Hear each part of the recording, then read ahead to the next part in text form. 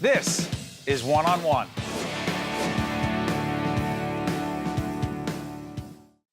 We're pleased to be joined by Mike Devlin, Executive Director, Camden Children's Garden, and also President, Camden City Garden Club. Good to see you, Mike. Good to see you, Steve. Thanks very much for having us here. Talk to us about gardening in Camden. Well, gardening is alive and well in Camden. The Garden Club has been around for over 30 years. We had the good fortune of William Penn Foundation coming to Camden back in the mid-'80s and wanting somebody to start a community garden program. And at the time, I worked for Joe Roberts, who was Freeholder Director at the time, former Assemblyman, and I wrote a grant on behalf of the county and the city, and we got it. And we started community gardening at the time, and we've evolved into education programs, youth job training programs. Governor Christie Whitman invented that at a press conference one time, spontaneously. And we built the Children's Garden 17 years ago on city-owned land on the waterfront as a tourist destination. You've been recognized nationally. Yes, we have. We've gotten some awards from both President Bush's, father and son, and Michelle Obama included us in her book, American Grown, which was very, very nice. You know, these young people who get involved in the garden, what do they take away from it?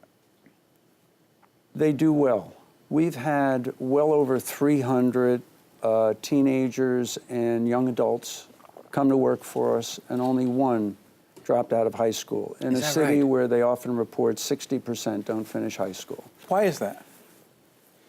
Well, why do you keep them? There's a lot of challenges to living in Camden.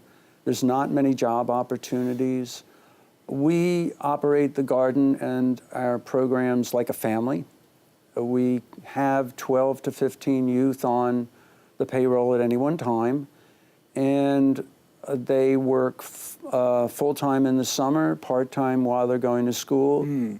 If they drop out of high school, they can't stay, and they know that. So they have to stay in high school. We want them to get that far.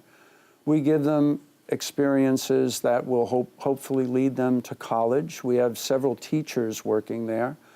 I myself, as a kid, thought about dropping out of high school, but I got into a plumber's apprenticeship, and we treat our programs as apprenticeships. We try and teach trades, connect to the county vocational school. You're involved with the schools? Yes, we are. By the way, that's you as a kid? So. That's me Gardening? in Bergenfield. Get out of here. 1954. Bergenfield up in Bergen County? That's where I grew up, Bergenfield. Did you love gardening as a kid? Yes, all my grandparents were from Europe. One of them was from England. And during the Korean War, when my father went back to the service, was redrafted, I was sent to live with her in Bergenfield, and she taught me gardening, and it's never left me. Now, gardening is popular. Gallup polls for years have said 50% of Americans garden for fun. That's one of their primary recreation activities. And they're also saving money on the household budget, and they're cleaning up the yard.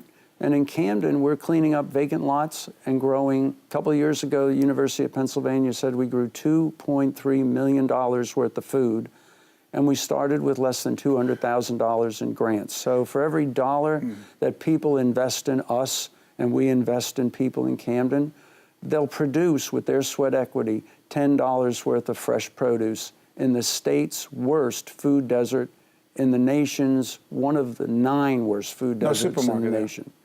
No full-service supermarket. We have a couple of partial. So you guys are huge in that way. By the way, talk about corporate support. The Philadelphia Eagles involved? Yes, they helped us build the Philadelphia Eagle Butterfly House several years ago. Where's that? That's at the Children's Garden. It's the only year-round butterfly house. It's heated in the state of New Jersey, and that's a picture of it right there. And they've maintained a relationship with us since, I guess the year 2000, 2001. And they send their players over once in a while.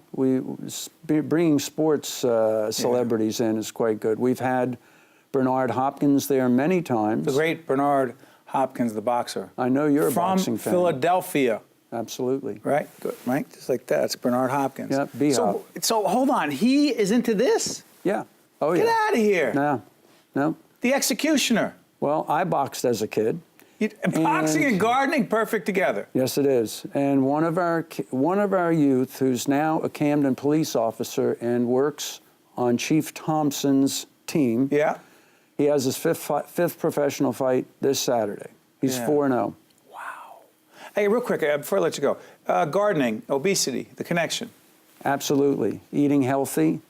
And in a place like Camden, when people grow foods, even if they're new foods, they're more invested in those foods. They will try them. It empowers them. It empowers children, and they will eat those foods, and it'll improve their health. Did Adele actually visit Yes, she Camden did. Children's Garden? No way. The Adele. The Adele. She was there 2 weeks ago on a Friday, one of the days she had a concert at Wells Fargo Center, and that night and the next night she had a concert there. All right. She told her audience what a great time she had at the Children's Garden with her 4-year-old son. Wow. Yeah. So we got a nice little pump up for her. Yeah, I'd say it's a nice little pump up. And I called the English relatives, and they'll probably put that on their their newsletter at the end of the year, like they did Michelle Obama's book. Yeah, I think that'll work. Yeah. So Michelle Obama, Adele, and one-on-one with Steve Adubato. Are you a gardener, Steve? No, I'm not, but I think I know where I rank among those three. Well, I'm going to ask you to sign this hat. I'd be glad to do it. Listen, Mike Devlin is Executive Director, Camden Children's Garden, President, Camden City Garden Club. I am not a gardener, but you have me fascinated and curious about all the positive benefits of gardening, and you're doing great work in Camden, particularly creating opportunities, job opportunities, healthier living, building up this community that is often overlooked and seen by so many as a place that doesn't have options. Thank you, Mike. We appreciate it, buddy. And you're welcome to come down anytime. You got it. Thanks. One-on-One with Steve Adubato has been a production of the Caucus Educational Corporation, celebrating over 25 years of broadcast excellence. Funding for this edition of One-on-One with Steve Adubato has been provided by the Russell Berry Foundation, Virtua, Partners for Health Foundation, Qualcare Inc., Johnson & Johnson, Kessler Foundation, and by ADP. Transportation provided by Airbrook Limousine, serving the metropolitan New York, New Jersey area.